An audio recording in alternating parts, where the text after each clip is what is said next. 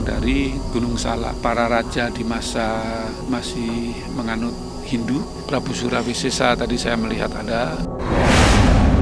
Dewi Kuan Im hadir, Kanjeng Ratu hadir, Dewa Siwa hadir, semuanya hadir di sini tadi.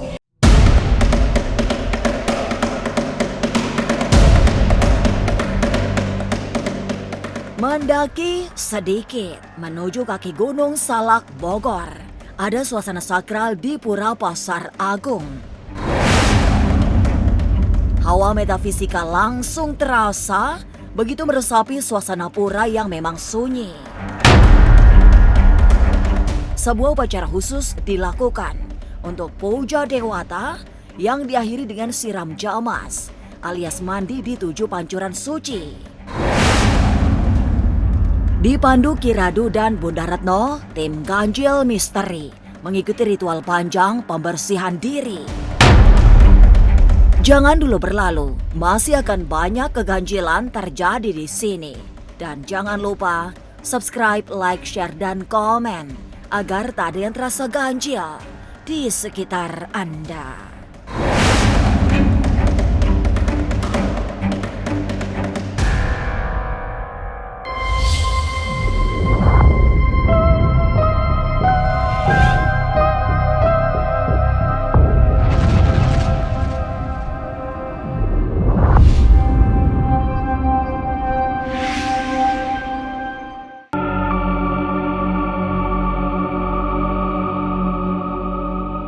Suasana sakral memang sudah terasa sangat kuat. Begitu memasuki gapura pertama, Pura Pasar Agung Bogor. Ki Radu juga langsung melakukan sejumlah upacara kecil dengan meletakkan sejumlah sesaji di beberapa titik penting. Pisowanan ke Pura Pasar Agung kali ini dimaksudkan untuk puja doa. Tidak hanya untuk keselamatan diri, tapi untuk kebahagiaan para leluhur di alam tak terlihat, termasuk keluarga besar dinasti Siliwangi yang menguasai Pajajaran. Saat ini saya bersama teman-teman berada di kaki Gunung Salak di Pura, yaitu di Pura Gunung Salak, Pura Pasar Agung. Nanti doa ini ada doa yang dikhususkan untuk berdoa, mendoakan diri sendiri, dan berdoa mendoakan para pendahulu kita, para leluhur kita. Nah, karena di wilayah ini adalah wilayah Pajajaran, khususnya kita nanti juga akan melakukan doa untuk keluarga besar Kerajaan Pajajaran dinasti Siliwangi. Di dalam ajaran Hindu itu yaitu ada skala dan ada niskala, ada alam nyata dan alam tidak nyata. Ada alam yang tampak, ada alam yang tidak tampak.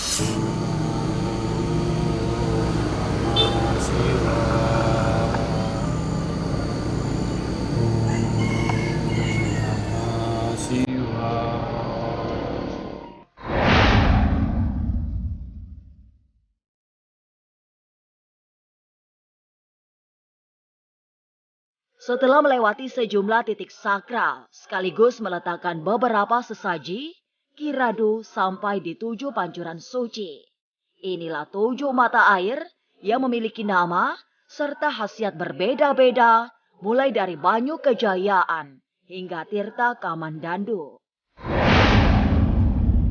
Mereka yang melakukan siram jamas atau mandi besar di tiap-tiap pancuran akan mendapatkan keberkahan, termasuk orang-orang yang mengejar kesembuhan dari sebuah penyakit. Bisa mandi di sumber air Banyumawat Mawaluyan. Ini ada tempat mandi air pancuran di sini. Itu ada Banyu Kejayaan. Dan setelah itu ada Banyu Kuning Sari, ada Banyu Suara. Nah, ini biasanya untuk orang-orang yang berkegiatan dengan masalah suara, artis dan sebagainya. Terus ini ada Banyu Rahayu. Nah, setiap manusia selalu menginginkan keselamatan di dalam hidupnya. Ini air keselamatan, air kesejahteraan, tenang hidupnya. Dan ini ada Banyu nih, Mawat Kawaluyan. Ini untuk orang yang sakit itu mandi di sini. Dan ini masih ada 2 lagi.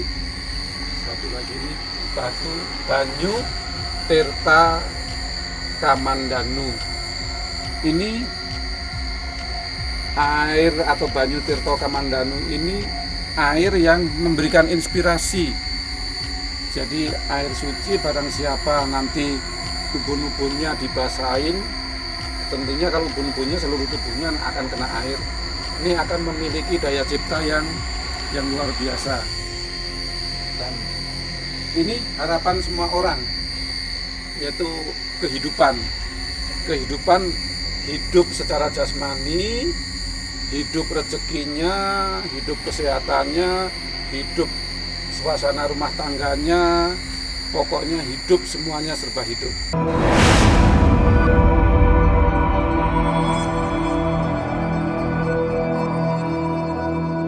Setelah melewati 7 sumber air suci serta melengkapi semua sesaji, ritual doa dimulai.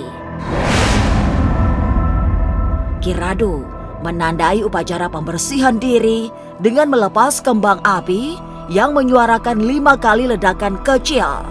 Itulah pralambang melibatkan kekuatan batin yang disebut sedulur papat 5 pancer. Saya akan memandu, ini hanya sebagai simbol. Nanti untuk tahap awal sebutkan nama masing-masing ya dalam hati ya. Sebut nama masing-masing dalam hati. Sebut saudara dari air, saudara dari api, sebut saudara dari udara, sebut saudara dari tanah. Ini sekarang kita mau doa dulu untuk menyampaikan, menghantarkan teman-teman yang mempunyai hajat masing-masing. Mohon maaf nanti pada waktu Ibu mengadakan ritual, mohon doa masing-masing dalam hati. Jadi keinginan.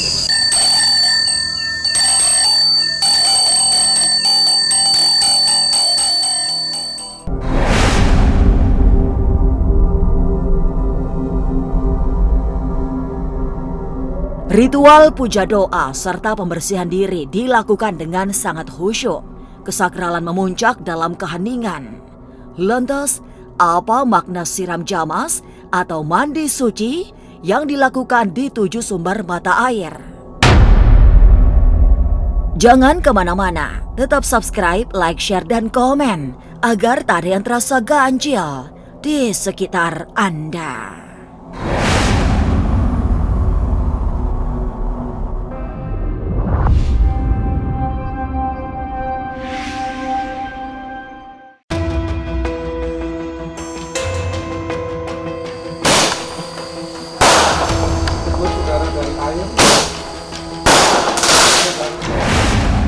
Bertambah malam, suasana di Pura Pasar Agung semakin wingit. Hening yang membuat tentram, meski hawa metafisika juga bertambah mendidih. Sementara itu, ritual sakral mendekati puncak setelah sebuah tumpeng beras putih diletakkan bersama sesaji lainnya. Berikutnya, akhir dari rangkaian upacara pembersihan diri dilakukan dengan siram jamas, alias mandi di 7 pancuran suci.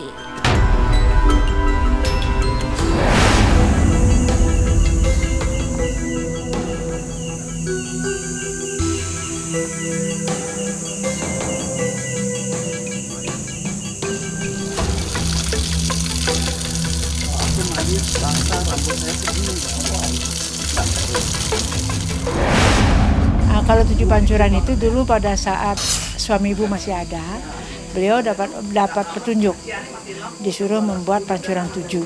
Pancuran pertama yang di ujung itu pancuran kahuripan. Kahuripan itu artinya kehidupan. Terus pancuran kedua Tirta Kamandalu itu untuk pembersihan lahir dan batin. Terus yang ketiga itu kalau nggak salah banyu rahayu ya, banyu untuk kerahayuan. Udah itu terus baru banyu suara. Supaya apa yang kita bicarakan, apa keluar dari mulut kita itu supaya bermakna untuk diri kita sendiri, bermakna juga untuk orang lain. Udah itu terus banyu konengsari itu untuk pengobatan. Mungkin ada di badan kita tuh nggak enak badan atau apa, itu untuk konengsari. Nah kalau sudah kita sehat walafiat, kan berarti baru ada dapat kejayaan. Itu jadi 7 pancuran itu.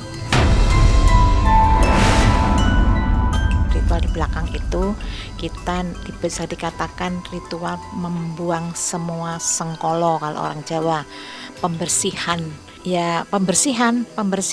Kalau orang Bali namanya malasti.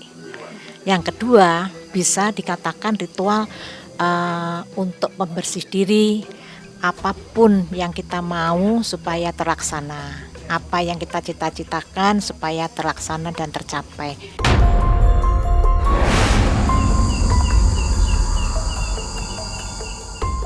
Rangkaian puja doa yang panjang dijelaskan oleh Ibu Mangku sebagai ritual suci yang membawa batin ke keheningan.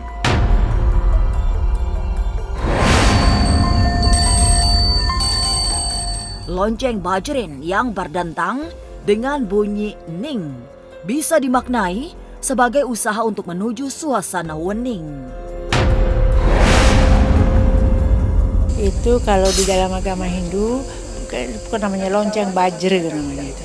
Bajri itu untuk kita untuk sembahyang itu. Dan itu bunyinya kan ning. Nah, ning itu namanya ya hening. Iya, makanya itu bunyi loncengnya itu kan bunyinya ning. Ya, berarti ada keheningan di diri kita. 3 kali. Pertama itu pembukaan. Terus pembukaan kedua, terus ketiga itu lanjut. Kalau seperti ibu pemangku ya begitu. Kalau yang boleh pakai lonceng itu kan pemangku, pendeta. Gitu. Jadi nggak sembarang orang bisa membunyikan lonceng itu. Begitu kita duduk, kita sudah mohon sama leluhur supaya kita dituntun dalam persembahyangan itu. Udah itu terus kita baru mohon sama leluhur kita supaya mendampingi sehingga persembahyangan itu menjadi lebih makna pada kita semua. Nah itu baru kita pemujaan kepada Tuhan. Itu yang widiwasa supaya kita selalu mendapat berkah, selalu mendapat perlindungan.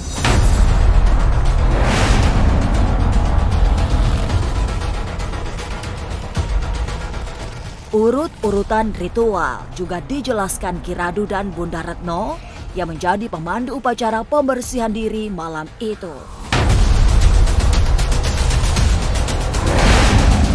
Dibuka dengan membakar kembang api, menurut Ki Radu adalah upaya memanggil saudara batin kita untuk ikut mendampingi ritual.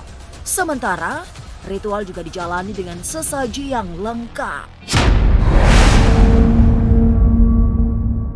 Waktu kita membuka dengan salam tadi, salam keagamaan, tapi untuk secara ritual spiritual kita membuka tadi dengan kembang api. Kembang api tadi kalau diperhatikan itu ada 5 kali, karena itu menggambarkan sedulur papat 5 pancer. Nah, ini yang sering dilupakan oleh siapa saja, bahwa dia lupa memanggil saudara-saudaranya yang dari unsur api, yang dari unsur air, yang dari unsur udara, yang dari unsur tanah. Nah, unsur yang satunya yaitu diri kita sendiri, jiwa kita, ruh kita yang diberi nama. Yang diberi nama, misalkan saya namanya Radu, yaitu Radu. Makanya ada 5 tadi. Setelah saudara kita panggil secara spiritual, secara batin, maka kita ajak doa bersama-sama. Tadi doa dipimpin oleh Ibu Mangku karena sebagai pemangku untuk di Pura Pasar Agung sini di Gunung Salak ini. Ada lagi yang yang disebut dengan pejati. Ya, pejati itu salah satu yang di dalam tuh ada bermacam-macam, ada buah, ada nasi yang dibuat seperti ketupat, lambang segitiga, ada juga jajanan pasar, ada juga yang disebut dengan inti untuk untuk sesajian tadi.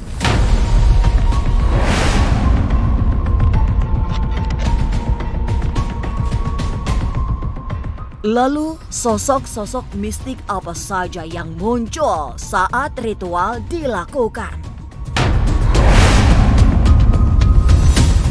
Jangan kemana-mana, tetap subscribe, like, share, dan komen agar tak ada yang terasa ganjil di sekitar Anda.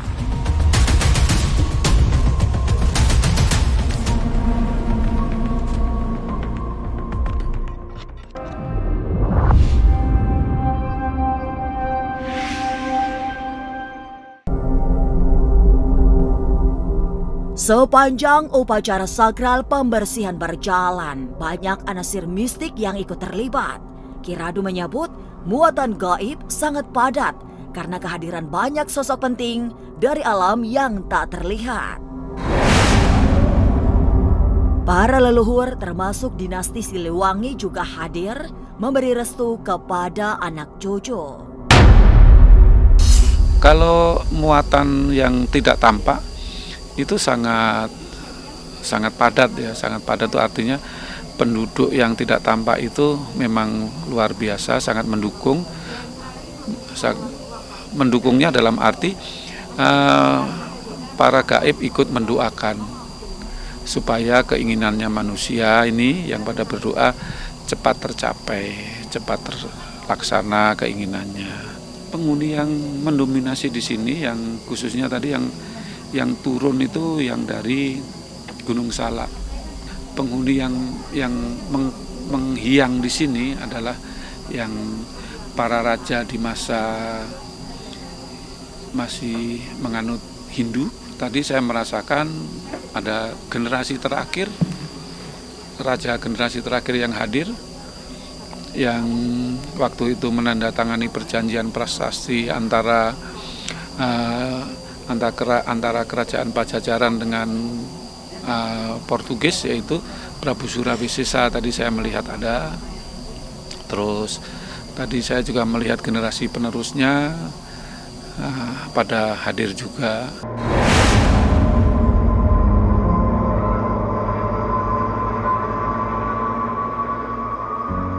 Sama seperti yang diresapi Ki Radu, menurut Bunda Retno, banyak sosok gaib yang ikut hadir, termasuk Kanjeng Ratu Kidul yang membawa sasmita keberkahan.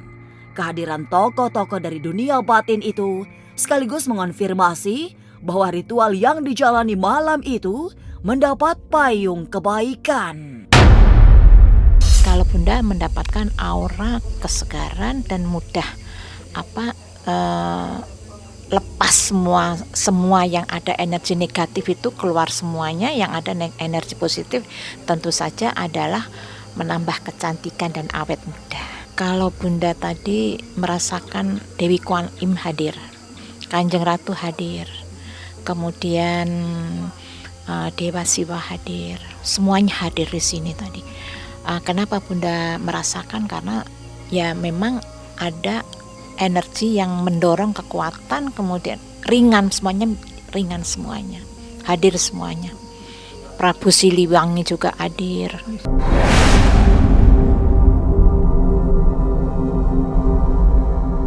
Tapi sosok apa saja yang sesungguhnya bersemayam di Pura Pasar Agung Bogor? Di sini kita pemujanya diususkan satu kepada Ida Sang Hyang Widi-Wase. Keduanya itu Betara Melanting. Betara Melanting itu istilahnya yang mempunyai kesejahteraan, yang mau mengelola keuangan, pekerjaan, apa segala macam di sini ada di Pura Pasar Agung, Pura Melanting. Namanya Pasar Agung itu tempat kita berinteraksi dalam kehidupan. Istilahnya di dalam agama Hindu itu Pura Melanting, Pura Pasar Agung itu ada bentuk kesejahteraan ya. Di sini ada bersamaan Dewi Sri, Dewi tumbuh-tumbuhan atau Dewi Padi, Dewa Uang, Dewi Laksmi di sini juga. Dewa Pasar Agung itu ya untuk pengelolaan semua pekerjaan yang ada di sini. Amerta itu ya yang kita makan hari-hari kan beras ya. Nah beras itu kan dari Dewi Sri. Dewi Sri itu dari Dewi Sri itu ya Dewa Padi.